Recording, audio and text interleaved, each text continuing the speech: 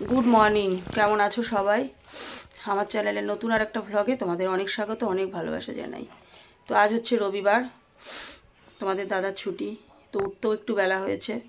তো এই যে আমি চা করলো, চা খাবো, দিয়ে তোমাদের দাদা যাবে হচ্ছে রেশনটা ধরতে হবে। আর ওদিকে হচ্ছে কি আনবা বাজার হাঁসের ডিম নিয়ে আসো, অন্য কিছু খাবো না। ঠান্ডার মধ্যে তো একটু ঝাল ঝাল করে করবো, মাখা মাখা করে। কী বলতো, প্রচণ্ড ঠান্ডা লেগেছে তো। হাঁসের ডিম নিয়ে আসো, আর পেঁয়াজ কলি আছে, পেঁয়াজ কলি ভাজা করি আর হাঁসের ডিম করি। তো দেখি, হাঁসের ডিমটা আনতে বলছি, যাক বাজারে। আর টমেটো নিয়ে এসো। টমেটো নেই, একটা ছোট টমেটো আছে, একটু শক্ত শক্ত দেখে আনবা। এর আগের দিনে টমেটোগুলো পুরো নরম ছিল, পচে পচে গিয়েছিল, সব ফেলে দিয়েছি, যেটা ঘূর্ণিবাজার থেকে এনেছিলাম। তো যাই হোক, এখন ভিডিও এডিট করব চাটা খেয়ে। অনেকটাই বেলা হয়েছে, এখন 11টা বাজে। ঠিক আছে, এখনো ভিডিও এডিট হয়নি, কিচ্ছু হয়নি। কি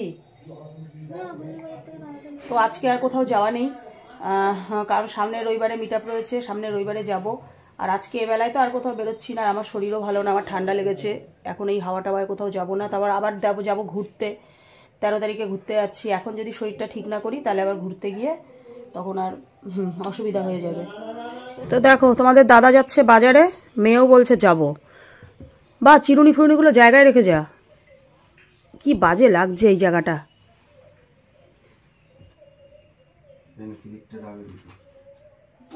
আর চিরুনির থেকে কোনো সময় চুলটাকে ছাড়িয়ে রাখে না।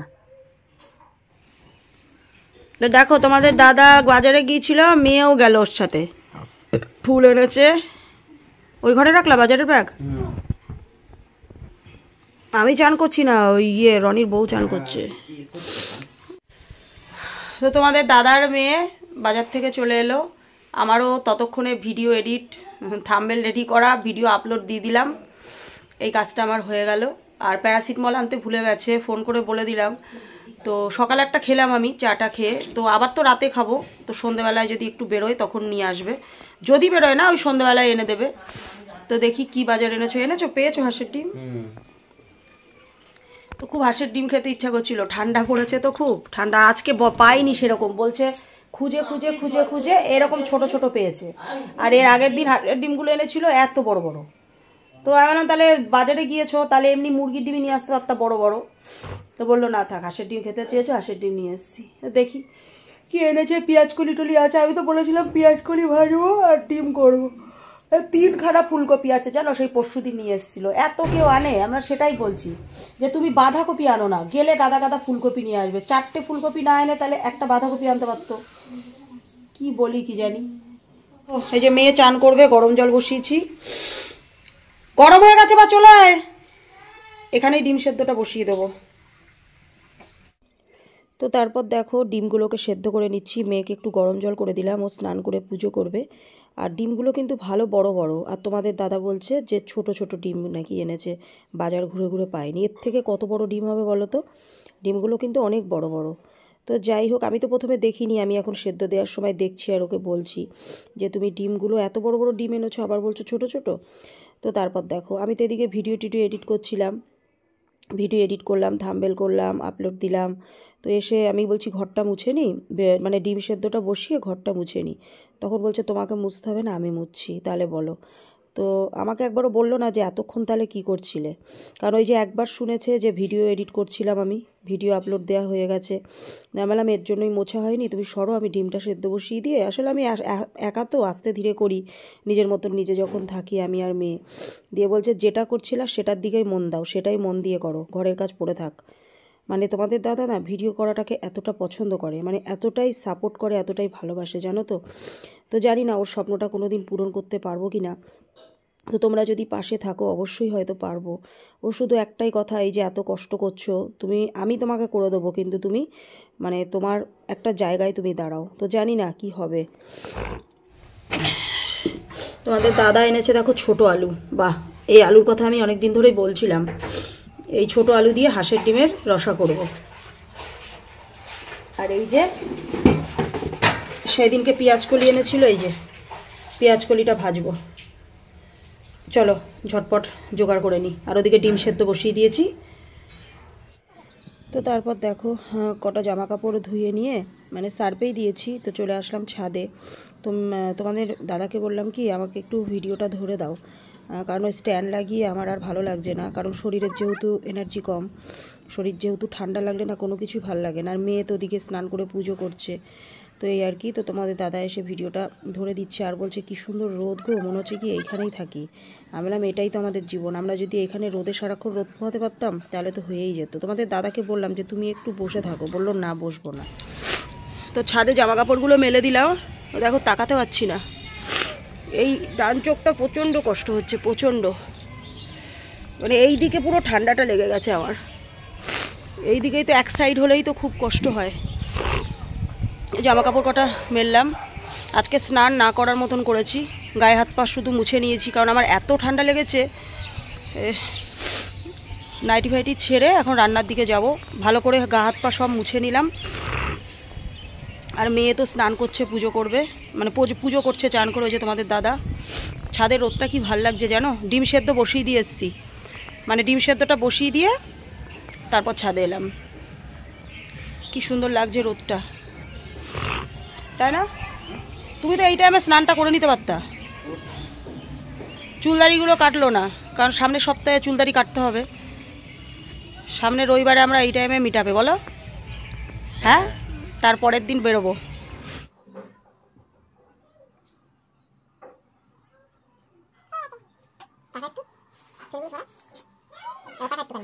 শিম আর পেঁয়াজকলি ভাজা, পেঁয়াজকলির মধ্যে শিম দিলাম কিছুটা, আর কাঁচা লঙ্কা কুচিয়ে নিয়েছি।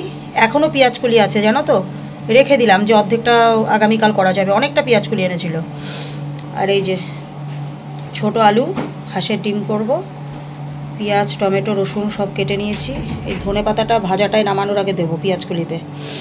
আর এই যে হাঁসের ডিম, একটা ডিম পচা বেরিয়েছে, 12 টাকা করে নিয়েছে, তোমাদের দাদা আবার নিয়ে গেল। আমি বললাম যেতে হবে না, বললো তাহলে আমাদের হবে কি করে। আর এই যে এই ডিমটা ভেঙে গেছে, বললো আমি দুটো নিয়ে আসছি, মানে একটা এক্সট্রা নিয়ে আসবে আর যেটা পচা হয়েছে সেটা নিয়ে যাবে, চেনা জানা দোকান। তো চলো আমি ততক্ষণে ভাজা টাজাগুলো করে নিই। আর এই যে হাঁড়িতে ভাত হচ্ছে, ভাতটা মোটামুটি হয়ে গিয়েছে, ভাত হয়ে গেছে।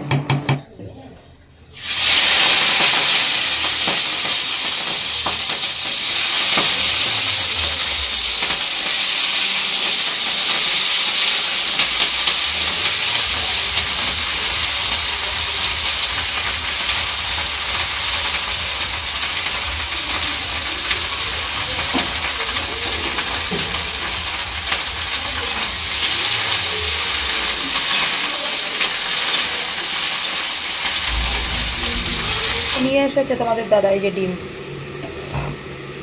এই ছোট যে বাটিটায় চা করি সেই বাটিটায় এক্সট্রা সেদ্ধ করে নিই, কী আর করবো। এদিকে তো ভাজা হচ্ছে, এদিকে ভাজা হতে হতে ডিমটা সেদ্ধ হয়ে যাবে।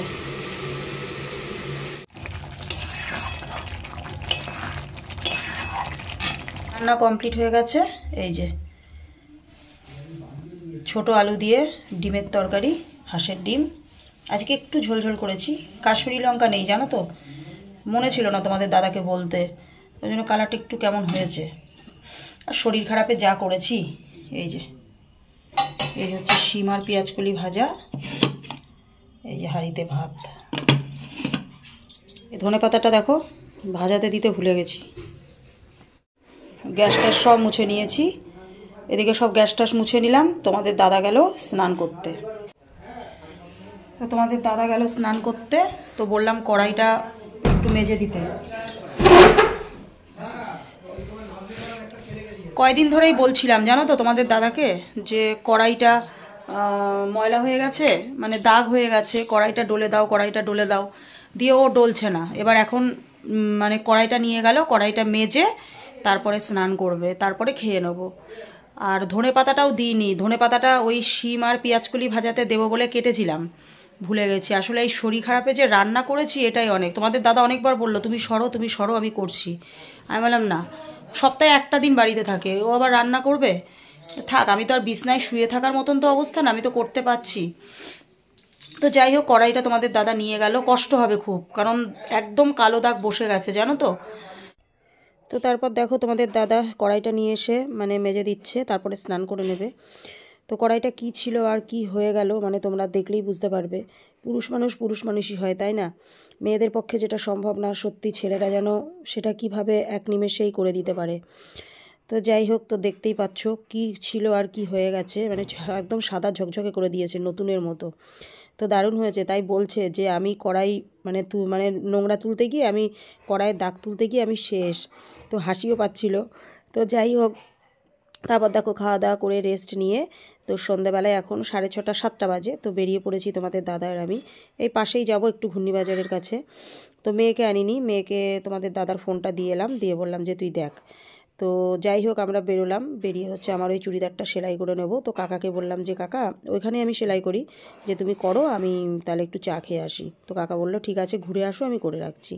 তো কাকাকে চুড়িদারটা সেলাই করতে দিয়ে তো তোমাদের দাদা আর আমি খেয়ে নিচ্ছি চা। তো দেখতেই পারলে এখন রাস্তায় বেরিয়ে আমার মানে ডিউটি হয়ে গেছে দুধ চা বাদ দিয়ে লিকার চা খাওয়া। তো একদম ভাল লাগে না আমার। তো কী আর করবো, যেহেতু ওষুধ খাচ্ছি, ডাক্তারে বারণ করেছে। তো যাই হোক, তারপর দেখো বাড়ি চলে এসেছি। তো মেয়ে দেখো, ওর আজকে ইচ্ছা করেছে ও বাবাকে আর মাকে ডাল চানাচুর মেখে খাওয়াবে। তো মেখেছিলও কিন্তু দারুণ। আর এদিকে মুড়ি, টমেটো, ধনেপাতা, কাঁচা লঙ্কা, চানাচুর সমস্তটা দিয়ে মুড়ি মাখা হয়েছে। তোমাদের দাদার মেয়ে এগুলো জোগাড় করেছে। আর এই যে 4টে সিঙ্গাড়া এনেছিলাম আমরা বেরিয়েছিলাম যখন আসার সময়। তবে দারুণ করলাম আজকে টিফিনটা, জানো তো, ঠান্ডার মধ্যে সন্ধেবেলার টিফিনটা জমে গেল। কিন্তু মেয়ে এইটা যে এত সুন্দর মেখেছে, তার মধ্যে লেবুর রস দিয়েছিল। এই যে ডাল চানাচুর যেটা মেখেছে, টমেটো দিয়েছে, ধনেপাতা দিয়েছে, লঙ্কা দিয়েছে, তার মধ্যে ডাল চানাচুর আছে, তার মধ্যে লেবুর রস দিয়েছে, একটু লবণ দিয়েছে, একটু সর্ষের তেল দিয়েছে। দারুণ হয়েছে, দারুণ।